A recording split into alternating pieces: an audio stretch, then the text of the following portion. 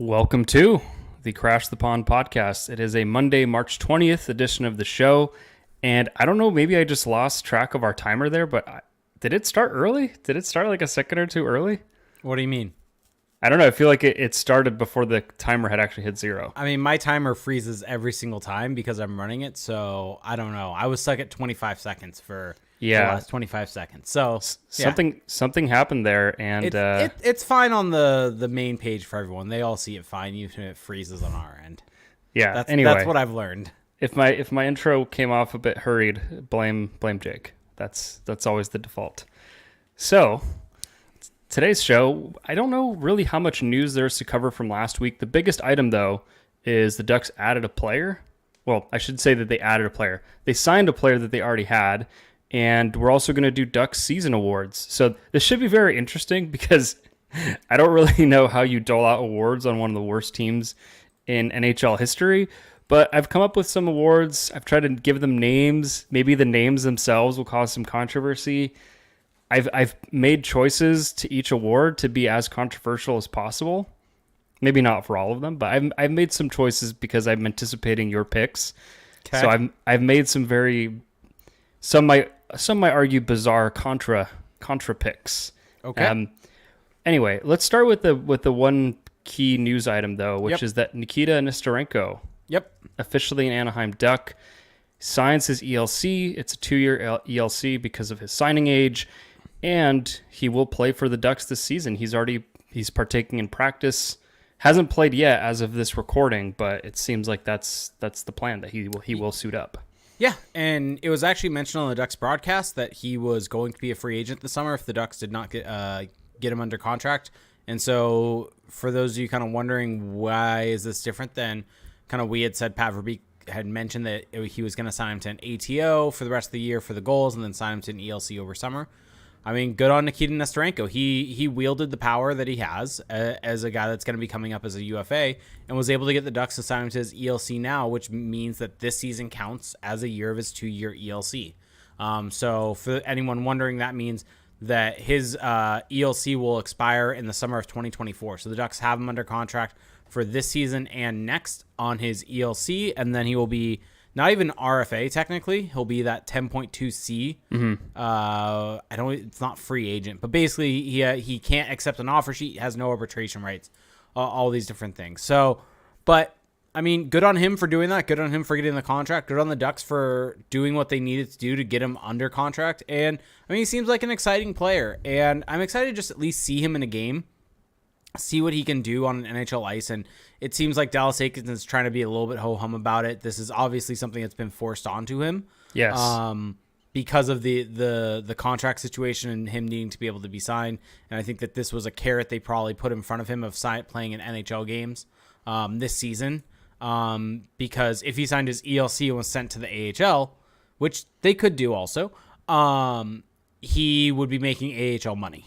Mm-hmm. Instead of NHL money for the rest of the season. And so that's probably a big reason why he's on the NHL roster right now. And I mean, he's going to play a game. I think I'm pretty confident in saying that he's going to get a game at some point here. And I think it's going to be fascinating to see because he's a guy that, I mean, if the Ducks can get someone that can just eventually become an NHLer, right? Yeah. That's a huge win from that Klingberg trade. And that becomes the centerpiece of that deal instead of the, 4th round pick that they got for him. And so I think it's... Whoa. Really? What? You're not going to bring up Andre Schuster there? Yeah.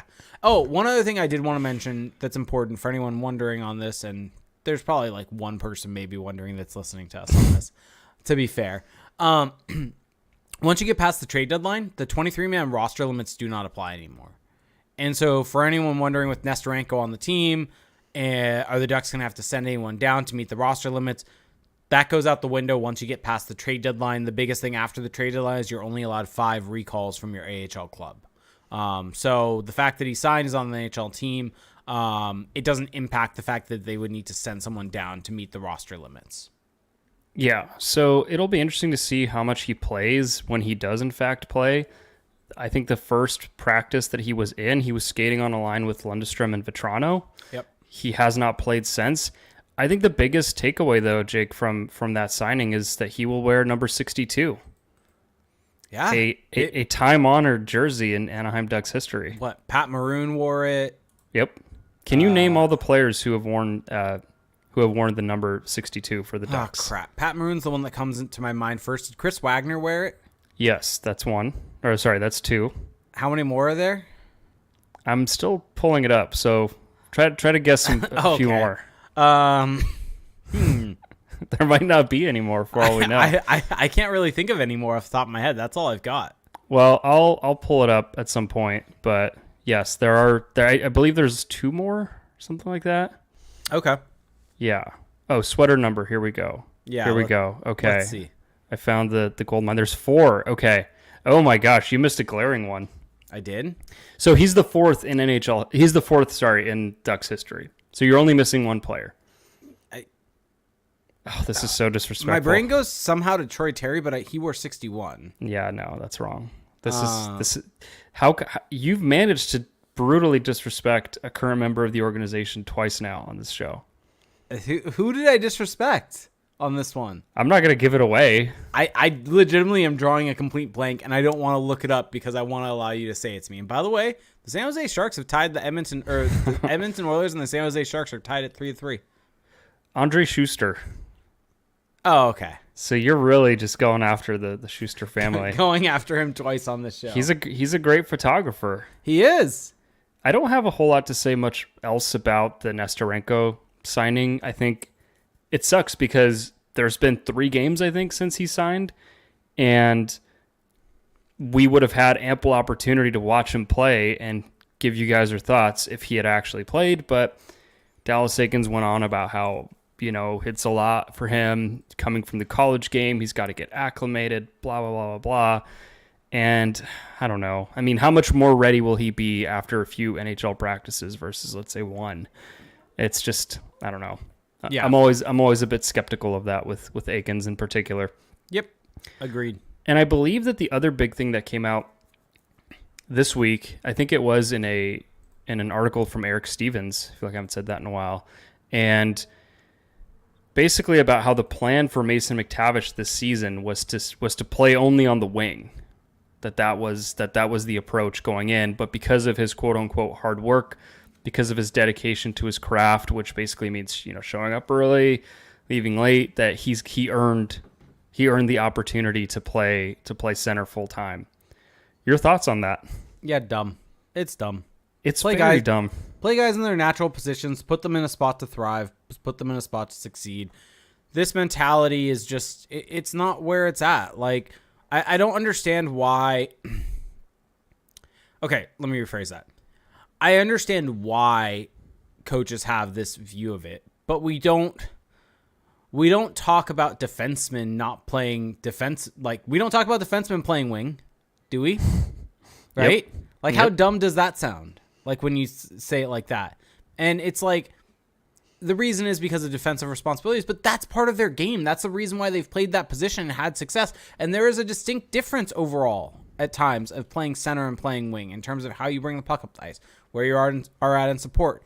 And you're completely making the person change his game at the worst possible time when he's having to adjust to a brand new league. And they may think it's simpler, but it's not, because you're not playing what you've always played. You're not in the same positions. We actually saw it very early on with Mason McTavish also, that he was on the ice struggling, continual chances against. And a large portion of that, you could tell that he looked a little lost in the defensive zone because he was trying to play up high, then would get down low and just really didn't know where he should be. And so it's just a very bad statement, in my opinion. Yeah, it's just one of those things where, I feel like I haven't really been as harsh on Eakins this year because there's just kind of this understanding that he's likely gone. Yeah. The season has been so bad. How much more piling on can you really do? But man, that quote just brought me back to the days where we were really far more critical of him, far more on top of that. And man, it just makes so much sense why this. I'm not saying that Eakins is the sole reason that this team has been bad this year, but I feel like he has a pretty large impact on how bad they've been, and that's an example of it, because look how much better McTavish has looked in that spot. And yes, he's had his ups and downs as a rookie, but look how much better he's been. You're telling me that was something that wasn't there in the beginning, or that he had to earn. it just goes to show that for the last 2 to 3 years, one of the biggest issues that's plagued this team has been player evaluation. Well, if you spend your time trying to make guys earn their way to different spots, you're essentially shooting your team in the foot by not actually having guys playing their best positions. If guys have to earn their way instead of just putting them in the spot that actually is the best for them. Like this whole earning your spot, earning your location, that lineup, that doesn't actually help your team. Maybe, I mean, you could maybe say maybe that helps McTavish long term in the sense of he had to fight through this, and maybe for anyone that really buys into the mental side of it and that type of stuff. But from the perspective of trying to put out a winning product, that is not ideal.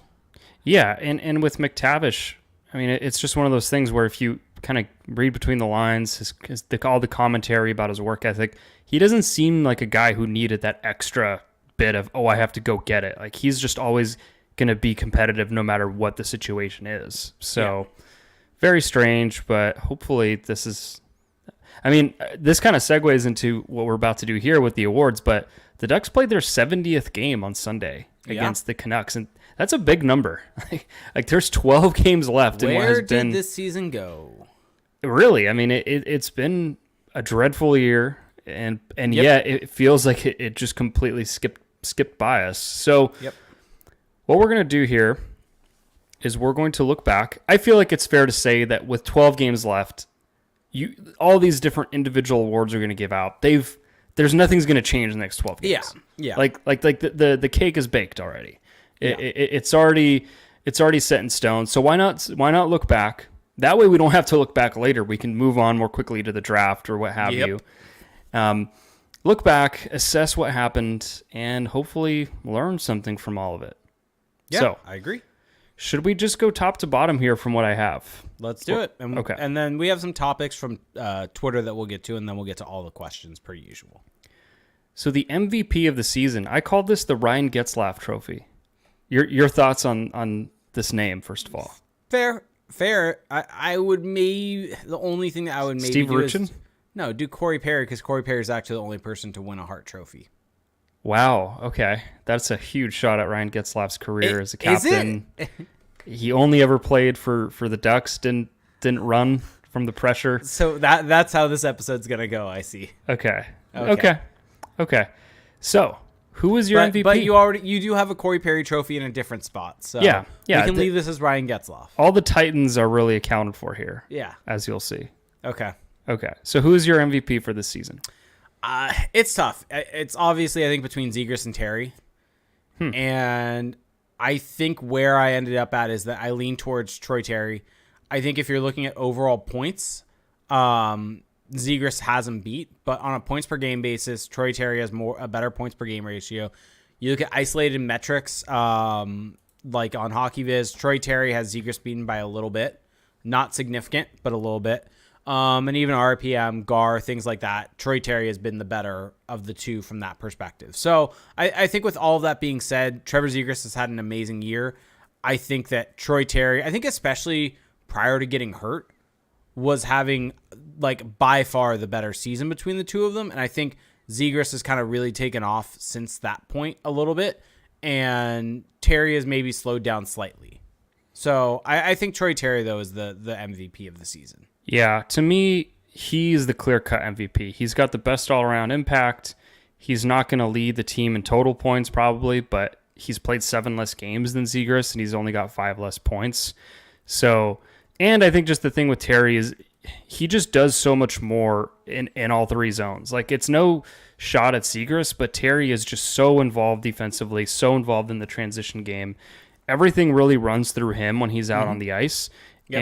And it yields good results. It yields good results both on the score sheet, both in terms of the chances that are being generated. So I feel like there's really no other pick here but Troy Terry. Yeah, and Embiid always brings up weird take on my part because Terry's been scoring more since he returned. I think that I kind of covered it last week when I talked about that line. It's been a bit unsustainable from that line. So I mean, credit to him for putting the puck in the net. But I think from an impactful perspective, he was definitely kind of more impactful early on through the season, but he is still scoring. So that is something to definitely be added there. And part of that is due to a little bit of regression because of him not scoring earlier. Okay. So this is the Paul Kariya Award for the best forward. Again, we have to analyze the name. Did I get it right with the best forward name? Sure. Okay, I mean that wasn't a very enthusiastic. I just don't really like. Yeah, that Teemu. I like Teemu Solani. You are actually missing Teemu Solani on this list. Yeah. No reaction, nothing. Okay. You don't care about this team's history. That just hit me. Got it. That just hit me. Not a historian of the franchise. I mean, this could be the.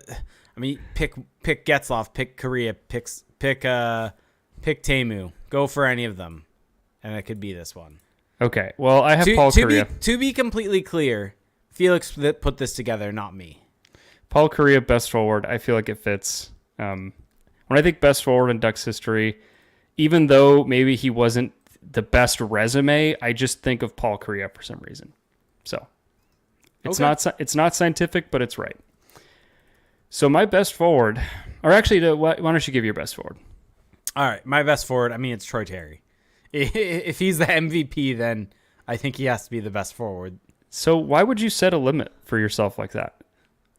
It's your awards. You don't have to play by any rules. You can make up the rules as you go.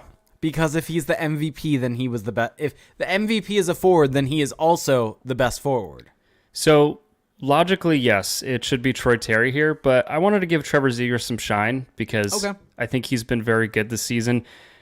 I think in some respects he's been a little worse this season than he was last year in his overall game.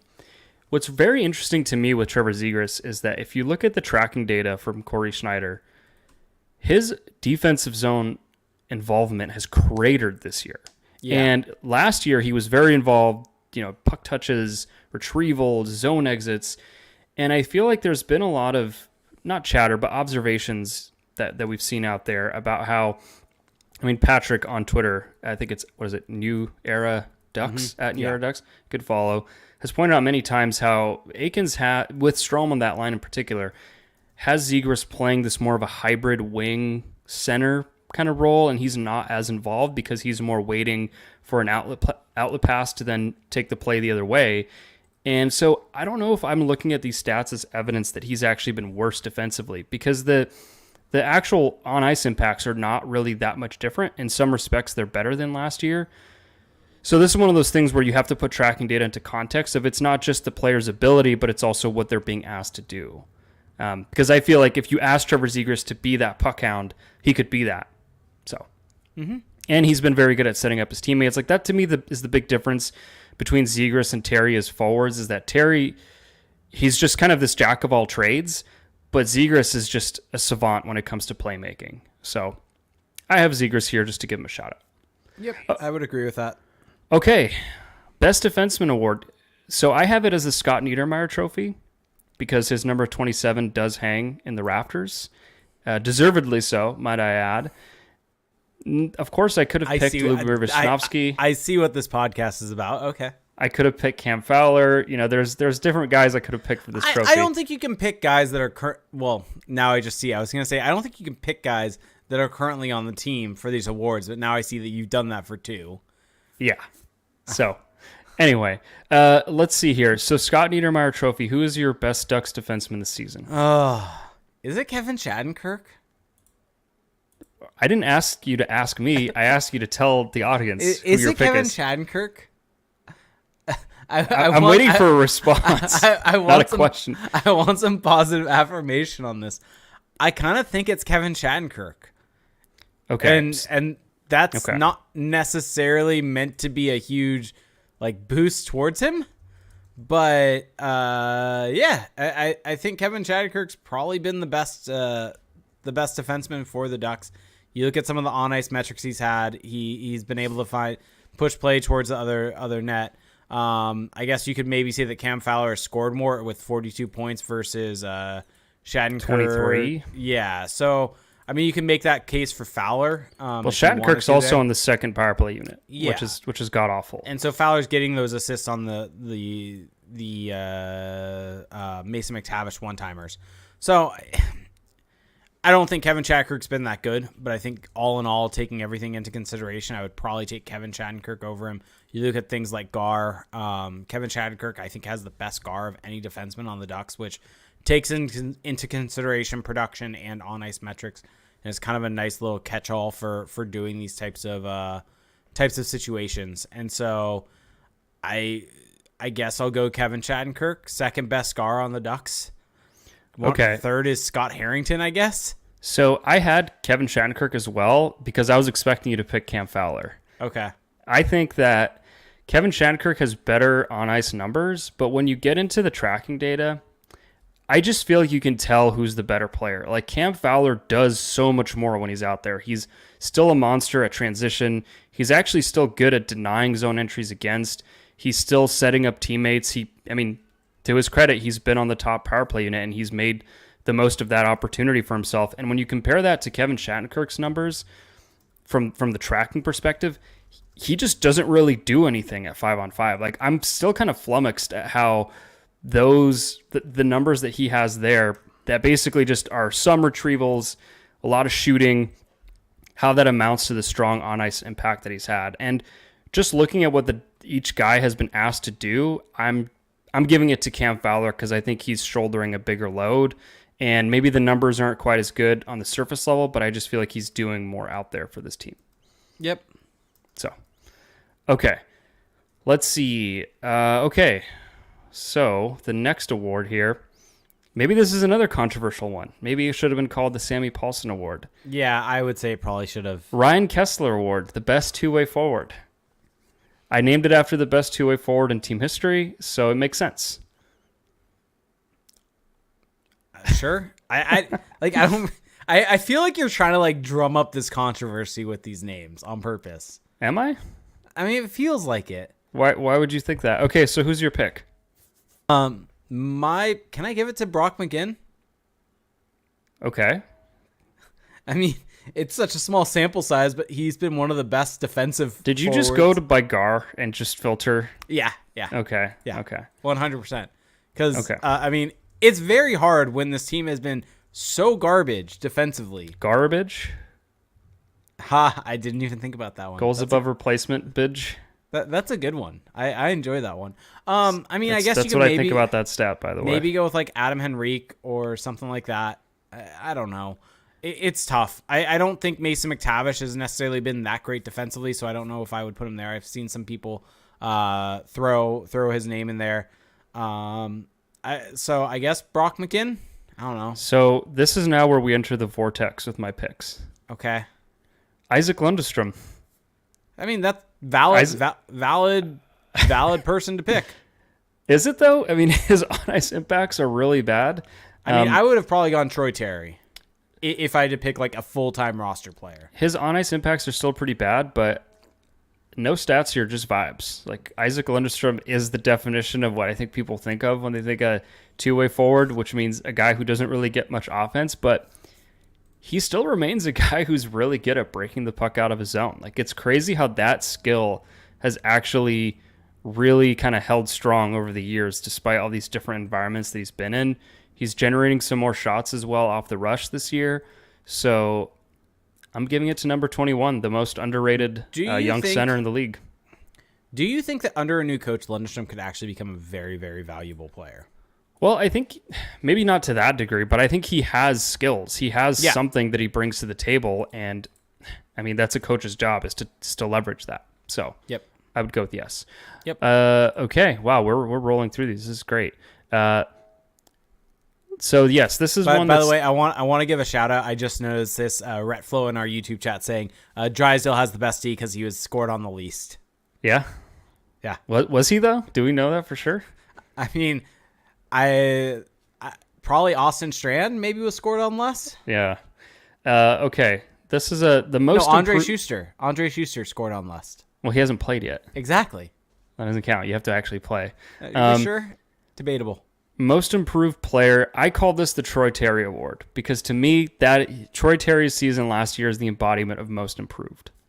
Yeah. I mean, I would love to hear a counter argument a solid counter argument, but I think that Troy Terry is the rags to riches story in this franchise's history. Could we go with Andrew Cogliano Award? Yeah, Cogliano when leaving. If we're trying to have a historical player, did Andrew Cogliano become an all-star though?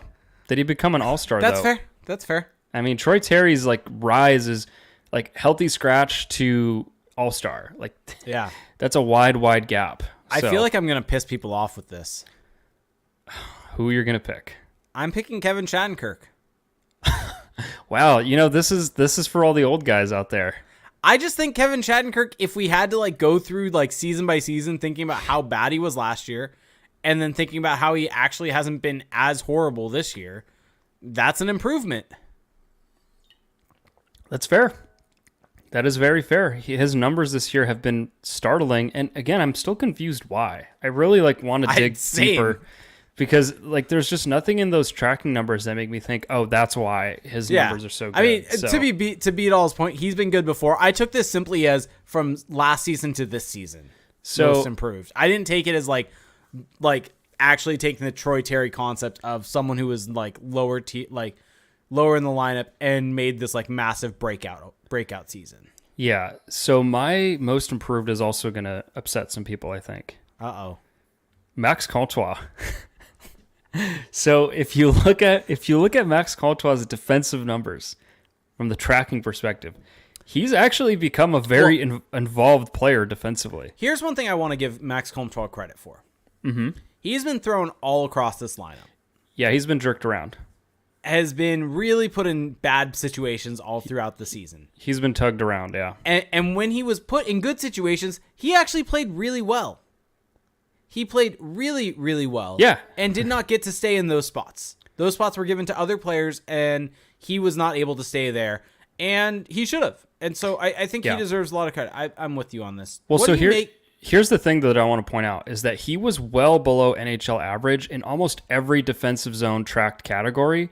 And this season, he's well above average in terms of retrievals per 60, defensive zone puck touches per 60, retrievals leading to exits per 60, exits with possession. Like, it's actually crazy how good he's been. Now, part of me kind of wonders, though, is this just because he's been in the defensive zone so much? Fair. But he probably was a lot in the defensive zone last year, too. So I think that this is exactly what people and the coaching staff have been wanting to see of him. And it, of course, this isn't like the best data in terms of the completeness, but it's something. It's something he hasn't shown before. So we have two names that were thrown out in our Twitch chat that I want to bring up and get your take on.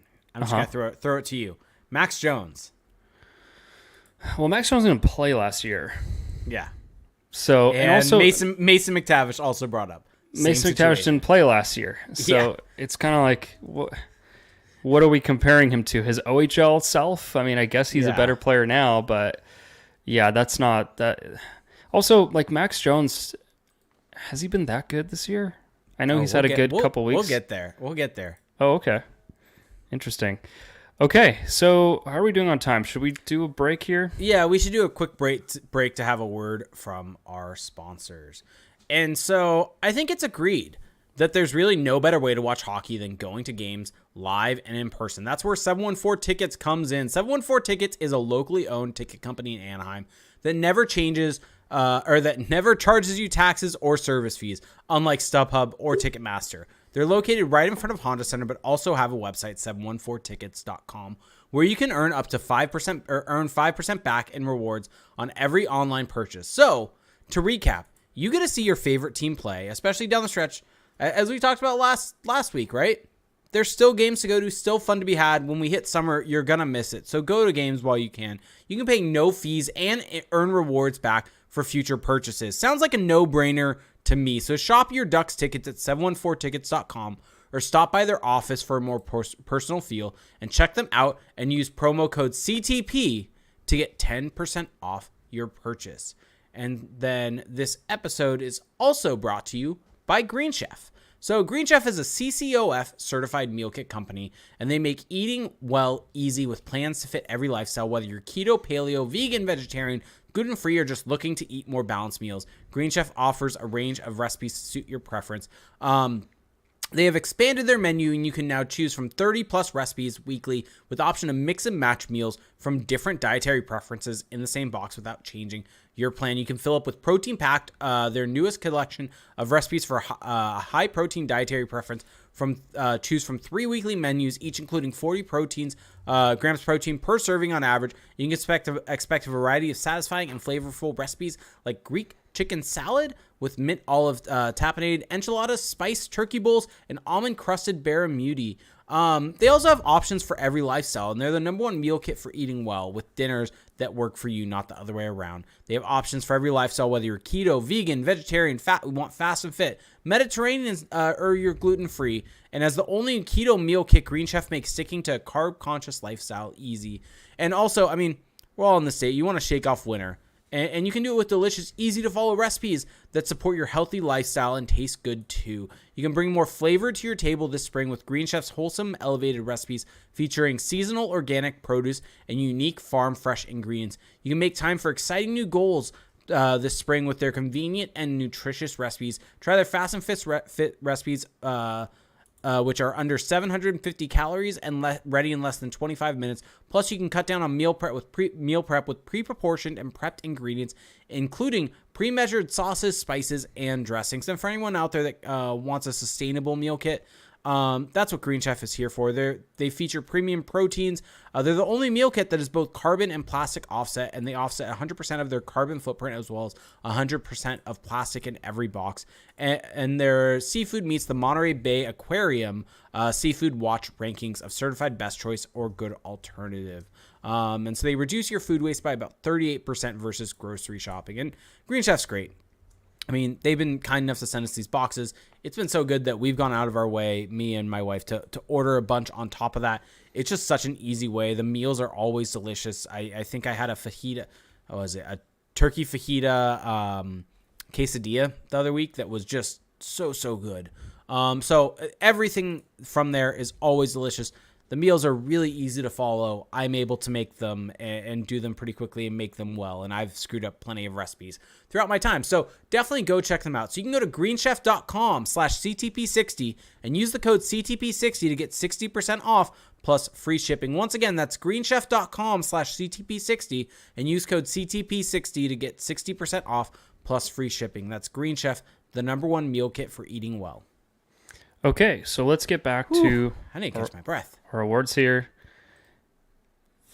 Here we go. So I think this is the most aptly named award that I came up with. This one's your. There's no debate here. Sorry. I thought we were talking about the next one. The next one might be my favorite. But this one is the most aptly named, and that I don't think there's any debate. So this is the Corey Perry Trophy for Best Pest, Best Antagonist, the Best Shit Stirrer, whatever you want to call it, the Best Troll. There's no one else I can think of in the history of this franchise that should have their name on this trophy besides, or should have this trophy named after them than Corey Perry. Yep, agreed. Okay. There's no debate about this one. Okay, good. I like when we agree on things. So, who is your pick for this? I'm dying to know. Frank Vetrano. 100% it's Frank Vetrano. Okay. Frank Vetrano, if you look up shit disturber for this team, that is Frank Vetrano. He has gone into scrums. He has gone out of his way to just be that type of pest, and there have been plenty of occasions for Can you this. be the best pest if you have less penalty minutes than Kevin Shattenkirk, Max Jones, Simon Benoit, Ryan Strome, Trevor Zegras, Max Montas, Sam Carrick? Wouldn't that make him a good pest because he's getting into under people's skin but not getting penalties for it? I don't know. Okay. I will push back on this pick. Because I believe that Are you going to go with Trevor Zegras? Yes. 2 words. Lipgate. Trevor Zegras managed to make Troy Stetcher's head pop off of its neck for about 15 minutes during a game and had the entire hockey Twitter world just fuming for about a week. And I feel like that's not the only incident that he's had that's pissed people off. And also he's kind of he's picked up this, I don't want to call it a habit, but the streak of taking really just dumb penalties, which is kind of a pesty thing. A lot of them are slashes behind the play. He's third on the team in penalty minutes. He's just two penalty minutes behind for the lead. So Trevor Zegras to me is a sneaky, pesty pick here, and he is my pick. I still think that Vetrano is a bigger. Like everyone pest. hates Trevor Zegras. He is the most. No one cares about Frank Vetrano. With all due respect, Trevor Zegras is just going to be talking. I think Frank Vetrano does the other stuff. Okay. So that's why. This next award is probably my favorite, though. Okay, so this is the one that I believe I'm very curious to see what your pick will be. This is the Yuri Sekach Memorial Trophy. And I didn't call any of the other ones memorial. Yeah. Wait, it just hit me that, what? He is still alive, but I'm good. calling it the Yuri Sekach Memorial Trophy. And this is for the player you enjoyed. Yuri Sekach Career Memorial Trophy. Yeah, that's probably better. Career Memorial. So for those who don't remember, who weren't around, Yuri Sekach was a player the Ducks traded for back in, I think, 14-15? Yeah. 15-16, and they traded 14-15. Rene Bourque for him, and he was just this cool, kind of slick European player. They didn't trade Rene Bourque for him. They traded Ryan Garbutt, I think. No, it was Rene Bourque. No, Rene Bourque went to Columbus. Let's see. I think. Now I'm second. I think you're gonna be wrong. Let's see. Oh no, you were right. It was Devontae Smith-Pelly. Okay. And Yuri Sekach, it was for Ryan Garbutt when they traded Sekach away. Okay. Got it. That's what it was. Devontae Smith-Pelly. Yes, that's the name I was forgetting. I knew that Ryan Garbutt was involved with the Blackhawks side of it. I forgot that the Ducks actually got him from Montreal. So I was correct that you were wrong, so that makes me happy. Yeah, you were also wrong, though, that Rene Bourque was not involved in this at all. I don't know why I thought he was involved. Anyway, so this is the player you enjoyed watching, even if they weren't that good. And Yuri Sekach, again, was this kind of fun player who never really seemed to gain the trust of Bruce Boudreau back in the day. I always loved watching him play. I loved watching him play as a Canadian, and it just never worked out. And he didn't really stick around in the NHL after that. So this is just a great trophy to me. This is something that I think all players should really aspire to win. I'm gonna go with Max Jones here. Wow. Okay. I'm going with Max Jones because I think Max Jones, if you look at some of the track data, you like watching Max Jones play. He's been able to get it on the forecheck. He kind of is able to throw his body around from that perspective. I don't know. I was just trying to think of There is no tracking data for Max Jones, by the way. What? No, there definitely was for this season. For this season? Yeah. Oh, there is. Sorry. Yeah. Sorry. Yeah. There was. God. Yes. He gets it on the forecheck. Yes. And so I wanted to give Max Jones a little bit of love here, you know? Okay. And so I'm going there. There is a name being thrown about in our Twitch chat, and I'm wondering if you're going there. Pavel Regenda. That's a good pick. That is a very good pick. I'm now mad that I didn't think of that one. My pick is to me, like, you went way more rational than I was expecting on that pick. This is a vibes pick. You have to be a cool, vibey player. That's fair. And to me, no one embodied that more this season than Anthony Stolarz, because he had awful numbers, but he looked damn good doing it. He barely played. He had these awesome pads, great mask, and there's just something about a goalie who's good at handling the puck and is not afraid to do it constantly that I just root for, because that was basically me as a goalie back in the day. I always had good looking gear. I loved to play the puck, but I wasn't any good. And to me, Anthony Stolarz I enjoyed watching his starts. Plus, all the games that he started in happened to be against the Sharks, and those were usually high-scoring, entertaining affairs. He definitely was good at going to overtime. Yes, there you go. Yeah. So so were the Ducks most of the season. I'm going with Anthony Stolarz for this award. Although Max Jones, I think, is a good. I actually thought about Max Jones for this. Boom. DB Lowry's thrown out there that you just want to give an award to a goalie other than Gibson. Oh, don't worry. Don't worry. Don't you worry. No. Oh no. We'll get there. We'll get there. Oh no. Actually, maybe not. Okay. Anyway, here we go. So this is the next trophy, the Trevor Zegras Trophy for Rookie of the Year. Now, why did I pick Trevor Zegras for this? Because you know what? When you have the highest scoring rookie season in franchise history, you get the damn trophy named after you. Like, I'm sorry, but that's just, you really want me to give it to Dustin Penner in his 45-point season in 06-07? Maybe you could give it to Bobby Ryan, but Zegras beat his record. So, sure, I mean, never mind the fact that it took him 11 more games to get 4 more points. We won't discuss that. But I'm calling this award the Trevor Zegras Trophy. Yeah, I'm going to go with it. It probably should have gone to Bobby Ryan, been the Bobby Ryan Award. I mean, it's not the points per game Rookie of the Year. It's the Rookie of the Year. And Trevor Zegras is a better rookie than Bobby Ryan. I mean, I'm trying to reframe this where it's people that aren't on the Ducks currently for these awards. So that's where I'm going at. He has the damn award. I mean, sorry, he has the damn record. Come on. I'm going with Bobby Ryan. Jake just wants to burn the history books. That sounds familiar. The Bobby Ryan trophy. Why did you randomly pick trophy and awards for certain ones? I don't know. I'm now noticing that. Troy Terry Trophy would have made a lot more sense than award. Yeah, you really missed out there. I'm open to changing these or adding to them or whatever. This is I want to keep like a running document over the years of these. Oh no. So it's Mason McTavish. I don't really know if what weird thing you're gonna pull here, but it's Mason McTavish. Is it though? Are you gonna say Lucas Dostal? You bet your ass I am. Lucas Dostal, a positive GSAX as a 22-year-old on one of the worst defensive teams ever in NHL history. That is way more impressive than whatever the hell Mason McTavish did this season. Sorry. It's Lucas Dostal, and it's not close. I mean, are we going to consider the fact that GSAX is a stat that can go up and down, and Dostal's played 12 games? Don't care. It's Dostal. Insert the weird Dostal memes that I always spam into our Discord that don't actually have anything to do with him. This is just clearly you like wanting to be a troll. It's like you look at the numbers. When you made this entire list, I did not expect the Rookie of the Year one to be the one that you decided to take your stand on to be a troll. Why are we dismissing what Lucas Dostal has done in 12 games? I have a gut feeling there are going to be a lot of people are going to laugh at this and enjoy the candor and the back and forth we're having. There are probably going to be some people that are just pissed off at you. Okay, well, to step out of... Actually, no, I'm not stepping out of anything. I just want to say, what would you rather listen to? Us just agreeing on every single pick and having the same guy, or having a little flavor? Having some fun here. People tune in to be entertained. They don't tune in to just hear two people agreeing with each other nonstop. By the way, I'm going to add an award here because Connor brings up a great award name. The Sergei Fedorov Sign in Anaheim and Mail It In gift basket. The gift basket? Okay, I'm typing that in. Sergei Fedorov.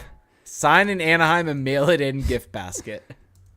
And I don't know if John Klingberg mailed it in, but, I mean, I guess if the shoe I like fits. that it's called a gift basket and not like a trophy or... So this is what, the worst player of the year, or that's just true to its name? The person that mailed it in. Okay. I don't think Klingberg mailed it in, to be fair. I think that the system was not set up to necessarily work for him. I don't want to slander Klingberg. We don't have to keep this. I just who mailed it in the D zone? The name was funny. Who at least looked like they mailed it in? Who? Number 16 for the Anaheim Ducks, Ryan Strome. I mean, he fits the category. He fits the category. I'm giving it to Stromer. Okay. Actually, no. Nathan Beaulieu might be the pick there. Benoit. Simon Benoit. Strider 6425 in our YouTube chat brings it up. Okay. He didn't sign though in the offseason, but still. I think that there was another award I saw someone put in here that should have the Stanislav's Cheese-Stuff Untapped Potential Medallion. It was also Connor. Oh, that's a good one. I just like that there's different. Yeah, worst player ever award. I mean, that's a little harsh. Okay, but there was one more. There's actually a few more things, but there's another big one. The Jean-Sébastien Giguère Award, Goalie of the Year. There's no other goalie in Ducks history that deserves this award named after them. Wow, the disrespect to Guy Hebert, the disrespect to Jonas. Oh, actually, you're right. I'm calling this the Guy Hebert Award. I'm surprised that I'm calling this the Guy Hebert Award because I want to actually... That'll make it more scandalous. You actually want to piss people off? Okay, Guy Hebert Award. Yeah. That makes this award so much more prestigious now too. I'm sorry, people, that I brought that up. I should not have brought that up. Oh, that's so much better. Okay, the Guy's keys. Yeah, the Guy Hebert's Keys to the City Award. Yeah. Okay, who's your goalie of the year? It's John Gibson. And why is it Lucas Dostal? It is John Gibson. Yeah, I mean, as much as I wanted to find a way to get Dostal in here, it's John Gibson's actually had a good, like a solid season, all things considered. He's had a bounce back season. Like I think he could have been in the running for most improved, honestly. That's fair. Maybe I should have gotten him in there instead of Max Comtois, but that would have made this less fun. So yeah, it's John Gibson. He's had a solid season. if he were to stick around with the Ducks longer term, I think that the season gives you a little confidence maybe that he can get back to some version of a solid starting goalie. Yeah, exactly. Okay. Lou's trying to put one in our Twitch chat, but it doesn't have a player attached to it. He's just trying to nominate a player for this award with no history. And I won't read the Connor one. It's a good one though. It's a good one. Okay, so we've got two more. These are the CTP awards, but I put awards in quotation marks because they're not really awards. They're just stuff for us to talk about. Biggest thing you were wrong about? Everything. Yeah, I mean that's what I was gonna say. Is just two words. This team. This team. If I had to key in on something, it was the defense. And yeah, I think that we both thought that this defense was going to work. I still think that with the right coach, it should have worked. But yeah, I mean, just looking at the results and looking at what should have been, that is, I think looking at the defense is something that I was obviously wrong about. Yeah, I think that just our whole calculus. I'll go a different way just to kind of give this more flavor. Ryan Strome.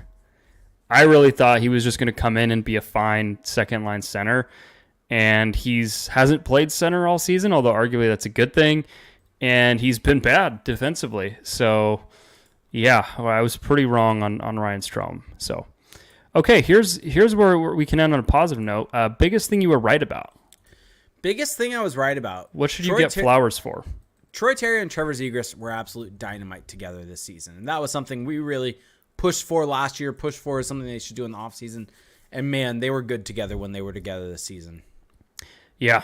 And that is something that you were clamoring for. Biggest thing I was right about was the power play. I said get Mason McTavish on the right side on his off wing. Yeah, that was it. And then they did it like the next game. And they actually did it, and it actually worked for a pretty good while there. So yeah. I'll take a victory lap there. There you go. Yeah, so see, we're ending on things we're right about because that's what people remember. People always remember the end, not the beginning. So. Yeah, there we go. Not everything that happened in that shit show of an award show. I mean, to be fair, I think that was probably more fun than the NHL awards are going to be. Yeah, exactly. So I just, my favorite part of this might have actually been just the names people are coming up with in our chat. Lose, revoke their key card and don't lend them back the training facility award. There's no player associated with it. There's just the person who's nominated. Well, he gave it to Simon Benoit. Yeah. My favorite thing about this season has just been Lou's just like hatred of Simon Benoit's play. He's been bad. He's been bad, but it's just funny because I feel like Lou is typically more of like a positive force, in the chat when it comes to the Ducks. Lou's been broken. But Benoit is just like one step too far for him. So I don't really know how this is relevant, but it's still, might as well bring it up. DB Lowry 3507 says, how did Felix not mention his butchered pronunciation of McIntosh? Oh, as the thing you got wrong. You just said McIntosh. Yeah, I said it as the way that you brutalized the pronunciation. It's Macintosh. Nope. But that is actually, I could not remember that was this season, but sure. Let's go with that. Stay strong, folks. Time flies when we're having fun here. In the face of objective evidence to the contrary, stay strong. All right. Want to get into Twitter questions that we got? Yep. Or should we go? Let's go to Discord first, actually. Yeah. And then we'll get to Twitter. So, Shaken Wings asked us, was the Kyle Palmieri trade a bad one for the Ducks? For a second, I thought it was going to be like the Kyle Palmieri bad trade award or something. No. Yes, it was a bad trade. The Ducks should have kept Kyle Palmieri. For where they were in their franchise trajectory, they would have been better off with Kyle Palmieri on their team. And his contract turned out to be a great contract. Yeah. Yep. It was a bad trade, bad decision. I mean, the whole thought process behind it that Bob Murray had was, I don't want him. He's going to go and score 20 goals next season, and I'm not going to be able to afford him as an RFA. So I'm going to trade him before he makes that jump. Yeah, it's like, I don't want to pay for a good player. Wow. Yeah. I don't want a player to be good because that means I have to pay for him. Like, what? Isn't that the whole point, is to have good players? Yeah. And then Shaken Wings also asks, is Zegras next to Strome becoming a good thing? Can we see Strome there for 2 to 3 more years? And what type of player would you put on the other wing? Wait, sorry, what was the question again? Is Zegras next to Strome becoming a good thing, and could we see Strome there for the next 2 to 3 seasons? And what type of player would you put on the other wing? Yeah, so I think it's become a combination that has looked better as of late. I still kind of wish Zegras was a bit more of actually used as a center on that line, defensively, especially because I feel like the transition game is better when he's the one starting it, but it's a combination that has had some decent results. And as far as, a winger on that side, I mean, are we talking about like guys that are currently on the team? Yeah. Or just in general, what type of player? That's a good question.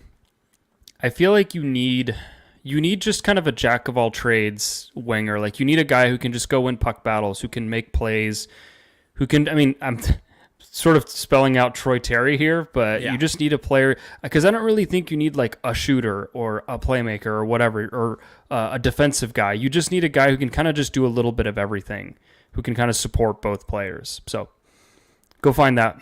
Go find that kind of player. Like Nino Niederreiter would have been a good player on that line, actually. Yep.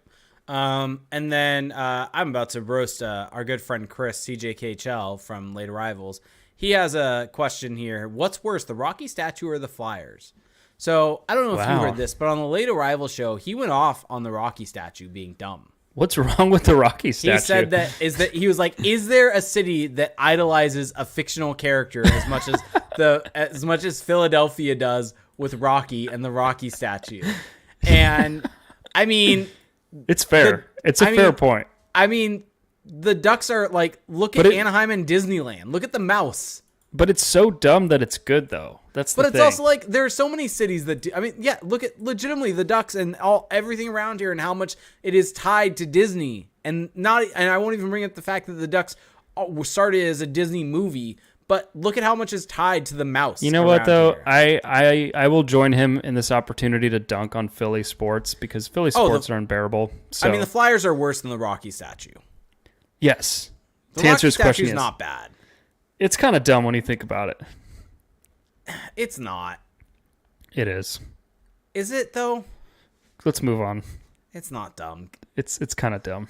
Yeah. All right. Ken Pafu said... It's needless. Would you prefer a coach that tries to make more well-rounded players like the Ottawa 67s are doing with Pavel Mintyukov, or a coach that sees where a player is best and focuses on that, maybe like the Regina Pats are doing with Bedard? It's an interesting question. I think I would lean towards just, help that player be the best at what they can be at, or help them be the best at what they're already good at. Just lean all the way into that.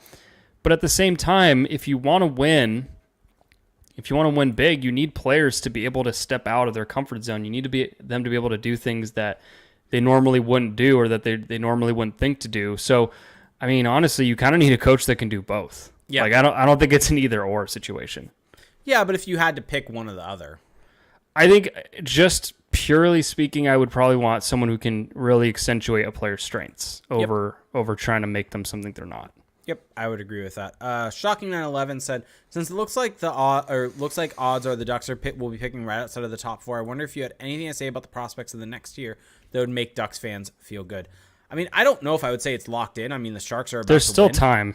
Like the Sharks, not a lot of time, but there's still time. But the Sharks are winning 4-3 right now, and so I mean, sure. But if they're outside of that top four, I mean, what is it? Benson's a guy that has really been Zach Benson, Andrew Crystal. Yeah. We'll get into that a little bit more. I mean, once we are get they really going to fall out of the bottom four though? I mean, they're 4 points. They're 4 points behind the Canadiens. So I guess in this context, ahead of the Canadiens. They're 2 points away from Chicago, 4 points away from San Jose. Like, really, I think the only thing that's... You mean Columbus, right? You said the Canadiens. No, because they're 4 points behind the Canadiens. The Canadiens have 60 points. The Ducks have 56. Okay. So, like, the Ducks, really the only spot that's purely out of reach for them, I think, is Columbus at 32. I mean, I don't even think that's fully out of reach, but it's unlikely. It's harder. And, like, Columbus has a game in hand, quote unquote. So they have another game to lose. So I don't know. I wouldn't give up hope that they fall out of that they can't stay out of in the top or the bottom four. Yeah. But yeah, so we'll get into more of those players. Fourth doesn't necessarily pick fourth, but I mean, it's a likely spot that it will pick. It's not like it's out of the realm of possibility that. I mean, if the question is just, I don't think that they're going to be in the top four. Who do you think they're going to pick? Then yeah, like those are some names, but I don't know if that's locked in yet. Yeah, I think we'll wait until we kind of know a little bit more about where they're. It just feels dumb to be like doing the whole like, oh, where are they going to finish when we will literally know in like 3 weeks. So why are we doing this right now? Yeah. All right. So let's get into our Twitter questions, and then we will get to Twitch and YouTube chat. So we had, let's see. So this came from Hockey South saying, hey, Jake, as we look forward to the offseason, if the Ducks traded for Alexis Lafreniere, what would they have to give up? Is he a breakout candidate on a capped-out team? You know, it's funny because we were just talking in our Discord today about the 2020 draft. And, man, Alexis Lafreniere has... Like, I'm not someone who watches him that closely, but this season, despite the fact that, you know, he hasn't really lived up to the billing as kind of this... You know, he was an exceptional draft pick. He was but in the queue, he was like drafted as a 15-year-old. Yeah, like he hasn't maybe lived up to that, but I feel like this season, you've really seen some of the underlying numbers pick up. The production has also picked up a bit as well. It's still not anything that's going to kind of blow you away, but he's a guy that I would be very intrigued in picking up because he's probably not going to cost you as much as he once did. He might still, I still think that the Rangers probably value him. But he's a guy that I'd be very interested to see just on a team that's actually going to just put him straight into the top 6 with some playmakers. Because really in the Rangers, he's just kind of stuck on the third line on that kid line. And I just don't really think Gerard Gallant's a good coach when it comes to young players. So I would be very intrigued in that. Sean Siebel asks, rank the current D-men for the Ducks. Let's just go with that. Kevin Shattenkirk 1. Yeah. Well, like rank in what terms? Like 1 through 6. Just the best, the best to the worst. Yes. Okay. Number 1, Cam Fowler to me. It's still Cam Fowler despite your pick. Number 2, I guess it's Kevin Shattenkirk. Yeah. Number 3. Well, okay, no, actually number 2 is Jamie Drysdale. No, I'm currently playing. Jamie Drysdale is not playing. Oh, okay. I don't even know who's in their lineup right now. It's Fowler, Harrington, Shattenkirk, Beaulieu, Benoit, White. I'm putting Benoit last. Yeah. I'm putting Beaulieu second to last. I'm putting Fowler and Shattenkirk 1, 2. Yeah. And then Harrington and White in the middle. Yeah. There you go. Yeah. Pick whichever order. I don't really have a strong opinion on which one goes. This is a bad blue line. Yeah.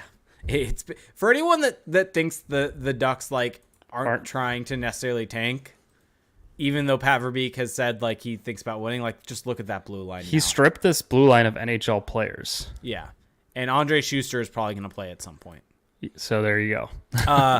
Adam Broll asks, I keep forgetting to ask, but I like messing with my Chicago friends. Do you think that there's possible conspiracy that the NHL won't let an original 6 team miss out on another generational talent like Bedard, i.e. the Ducks don't stand a chance at getting number 1 overall in this draft? No, I don't think so. I mean, what? Let's just look at the generational talents that have come through. You have McDavid. Would you consider Austin Matthews generational? Ooh, I don't think so. So you want to do McDavid and Crosby? Yeah, those are really the two. Neither of those guys went to original 6 teams. Yeah, because, I mean, Jonathan Toews, he went to Chicago, but that doesn't really count. Yeah, those are like Hall of Famers, but not Crosby, McDavid level. Yeah, I mean, who knows? I mean, maybe he ends up with Blackhawks. I don't think there's a controversy or a conspiracy for that, though. No. I mean, we'll see. I'm not a big draft conspiracy guy. Yeah, I'm not either. There's plenty of places you can get that if you want to scratch that itch, but not here. Yeah. All right. And now we're gonna you put out a call for questions on our.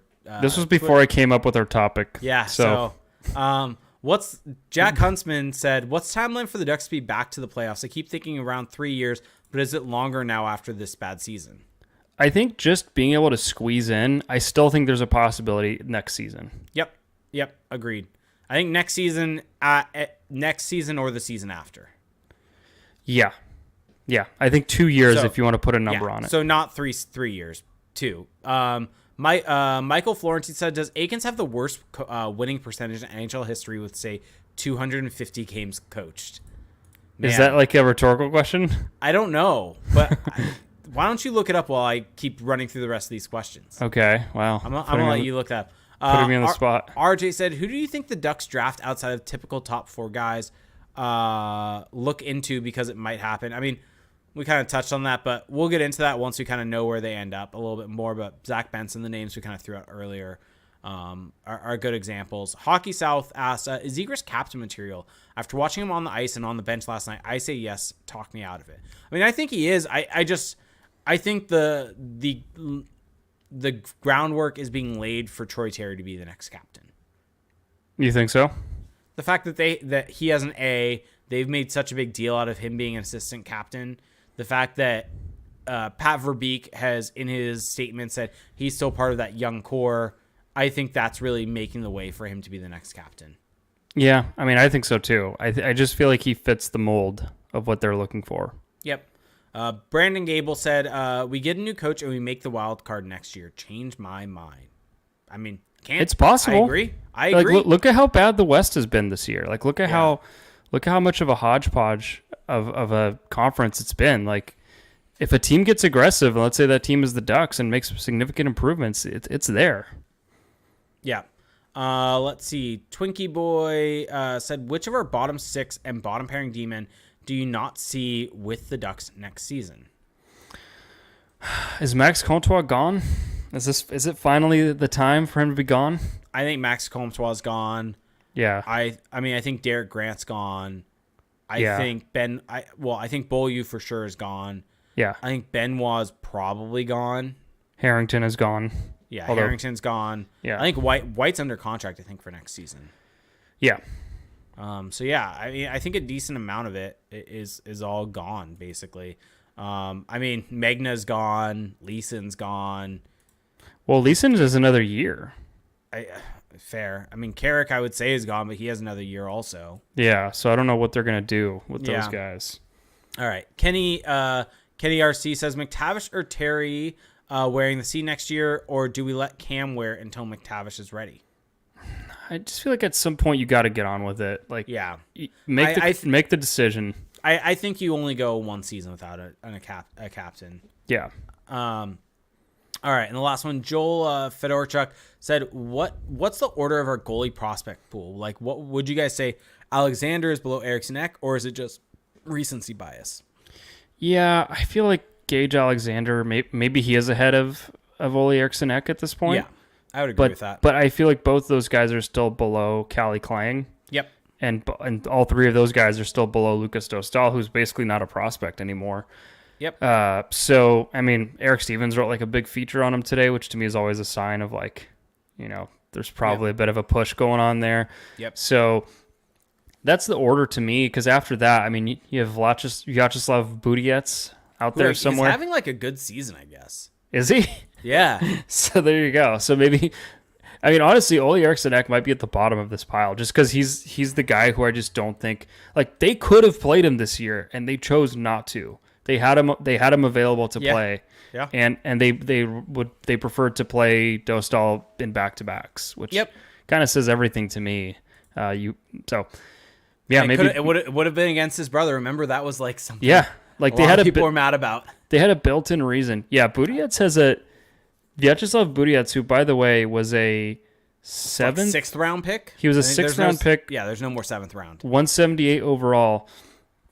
He has a .933 save percentage in 35 games for Chelyabinsk in the VHL, which is the league right under the KHL. It's like the AHL of Russia. Yeah. So he had a really good regular season. Playoffs, not so much, but that's only 4 games. So small sample. Very interesting. Yeah. Maybe another contender has joined the fray. Yeah. All right. So for those, I think that's it for Twitter, and that's it for Discord. So for those of you listening on your favorite podcast services, you can find us each and every time we do the podcast at twitch.tv/CrashPond, where if you have Amazon Prime, you get 1 free Twitch Prime gaming sub each and every month. It does help us out more than you can imagine. So hit that subscribe button to subscribe to us on over there. Or if you want to watch us on YouTube, first there, you can find us at youtube.com/CrashSpawn, where if you want to subscribe to the channel, like our videos, it all helps out more than you can imagine. We've had a decent amount of people in our YouTube chat. Been a good time there. So start throwing in your questions in our Twitch and YouTube chat, and we'll start getting to those. Strider6425 in our YouTube chat threw in, who do you see as the next coach And who do you think Verbeek would try to make a splash or be more calculating? Oh, man, I really need to start actually researching names because I don't really have. I don't know what Verbeek is going to do. Like I really feel like we're all just kind of in the dark about this.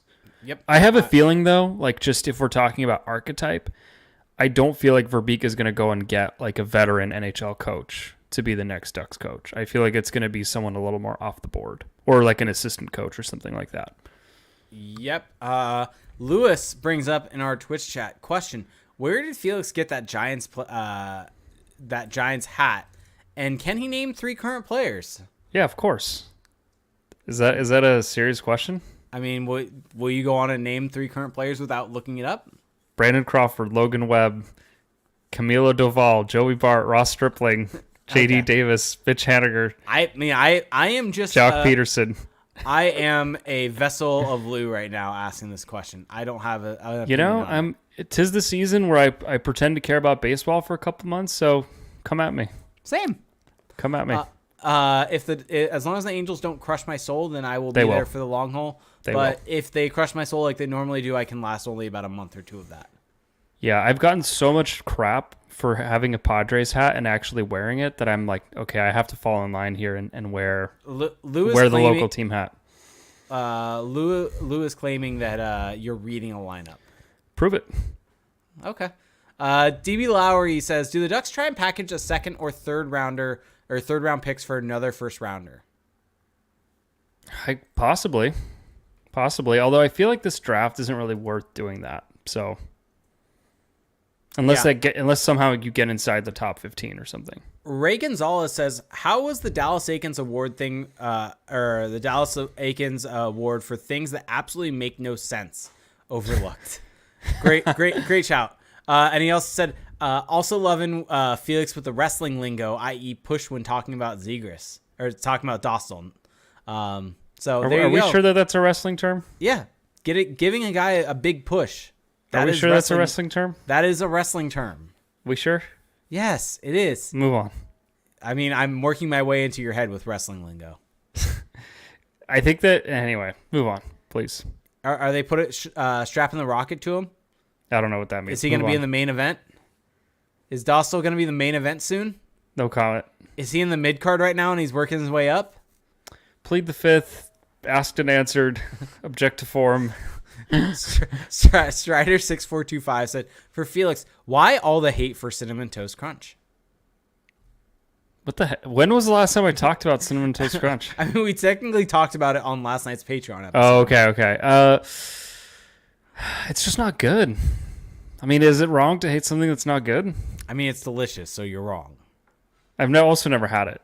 So yeah. that's part of this. You have had boxes gifted to you. And I gave them to friends. I'm a man of the people. I give back to my community. Back when you loved Miller Lite. All right, let's get to a couple of these questions that I know you have a bone to pick. Oh, that's right. Yeah.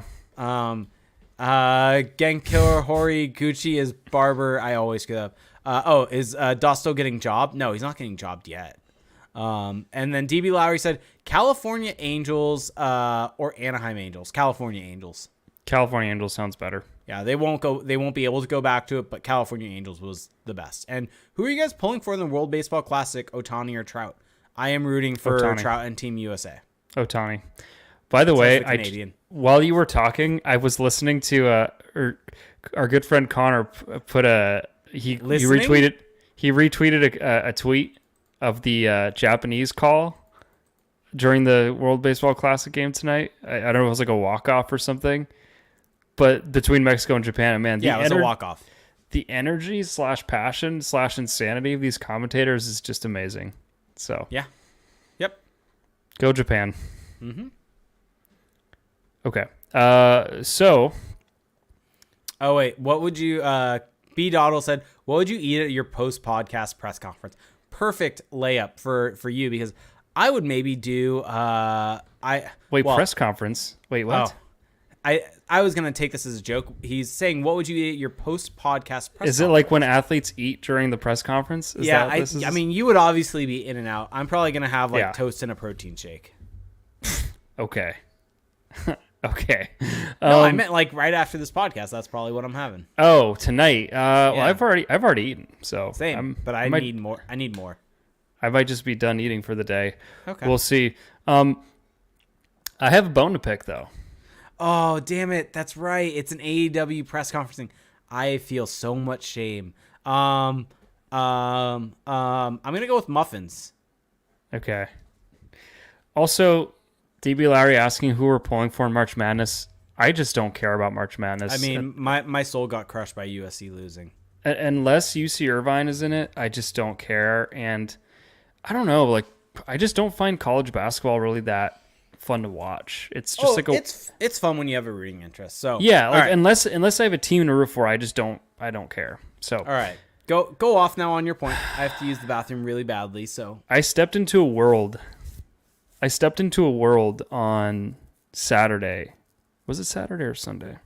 It was Saturday. A world that I would like to never, ever, ever return to. I truly felt like I was in a futuristic dystopia where the world had just gone quiet and all humanity had been replaced with just robots. That's what it felt like, Jake. For those that don't know what I'm talking about, here it is. So on Saturday, I thought, you know what? I was hanging out with my girlfriend. I thought, let's, she knows about the podcast. And I told her, I've been telling her about this Detroit style pizza and how I want to go try this. And we looked it up. There was a place nearby, which we actually talked about on the show. I already knew about it, called 8 Mile Pizza. Did not have a mom's spaghetti named menu item. I think that's a major sign that it was going to be bad. And so we drive out to San Jose to go to this place, and let's just put it this way. Not the nicest area of San Jose, not really the nicest spot to begin with. We drive out there, we get to the address, and we see 2 food trucks outside, and it kind of looks like, what's that brewery by Honda Center that people go to park? Noble. It kind of looks like that setup, right? So I'm thinking, oh, okay, it'll just be around the corner. We get around the corner, and there's still no indication that this place exists. There's no signs, no nothing. So we're like, what the heck's going on? And there's just people everywhere, but it's just a little shady feeling. Like, I don't know how to say it without possibly being problematic, but just didn't really feel the safest. Walk into this place. This is like the only door there is. And there's just a bunch of lockers. There's just a bunch of like coded lockers, people waiting on their phones at different tables. And there's this big kind of iPad thing where you, I guess, order food. And we scroll through and we're like, okay, this is like one of those weird ordering food places where like you basically select from a list and then they just bring it out to you. They just leave it in a locker and you get text and you go pick it up. It's like a physical location for DoorDash, basically. So we're like, this is really bizarre. But then the place wasn't even in the actual list. So we're like, what the heck's going on? Like, does this place actually exist? And my girlfriend calls the place and she's like, well, their phone is ringing. Didn't pick up though. It's listed at this address. So we walk up to the one employee that's there. And, it's just like, just very odd. Like, no one's even really talking to this person. And she's like, oh yeah, they're here. They're just not listed on the thing. But you can just order through their website. We'll bring it out to you. And we're like, oh, okay. So we order. It takes about 45 minutes for the pizza to come out. It's too greasy. It's nowhere near like the experience I had in mind. And it was just overall terrible. Like, it was just why do these places exist? Like, it just... You posted a picture in our Discord, and it did not look good. It strips the experience down to nothing. Like, it's just, why even have these places? Just have freaking DoorDash delivered. I mean, you and I had completely opposite experiences with our Detroit-style pizzas last week because I had a fantastic experience. Yeah. Similar in the sense of mine was a ghost kitchen in some ways where basically it's called Lunita's Pizza in San Juan Capistrano. It's out of El Maguey's on Camino Capistrano. The person kind of is in their has a spot in their takeout area, and I looked it up. He like started it during the pandemic. Was a caterer, things like that. Decided to do this, basically you find them on Instagram, or I found them on Instagram. You text them to order, and you pick a time slot to go and pick it up out of their available time slots. Show up at your time slot, pay with cash only. The guy was super nice. Really, that's totally different though from what I went to. He's the owner, everything like that. The pizza comes out, he throws all the toppings on it. Was greasy but not overly greasy. The crust was so crisp. I put it on Twitter actually. So for anyone wondering, it looked damn good. Like that's why I wanted to try Detroit style pizza, and yet like I just show up to this like dining hall basically, but it wasn't even like those food hall places like they have in Santa Ana or Anaheim. It was just soulless. It was just so. I've never experienced something like that. You and I had completely opposite experiences. So next time you're down here, we will get Lunitas to. I need something to bring me back to the Detroit style pizza because that was just. I mean, your topping choices, to be fair, were very odd. Really? I mean, pepperoni, pepper, and mushroom is like pretty standard. I mean, you're also someone who doesn't like eggs, doesn't like avocado. So I just don't really know if you're the go-to source. I just don't know if I'm trying out a new style of pizza that I would go mushroom, peppers, onions, pepperoni. There were no onions. Oh, well, it looked like there were. Well, here's the deal. That was a menu item. Like that was just an option. I will take that back then. That was a menu. That was a menu. By the way, Ray Gonzalez did the research for us. Dallas Aikens over 392 games coached, 347 win percentage. Ooh. That's not good. No.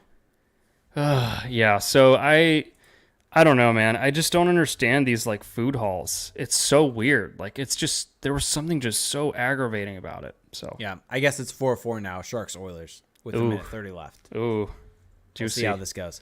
Yeah, go Sharks. And so the Flames are getting their head kicked in by the Kings, also 6-1. So God, what is going on with the Flames franchise? Daryl Sutter runs thin, so he basically just ruined it. Yeah. So, yeah. So you had an awful experience. I had a great experience. So there's that. Yeah.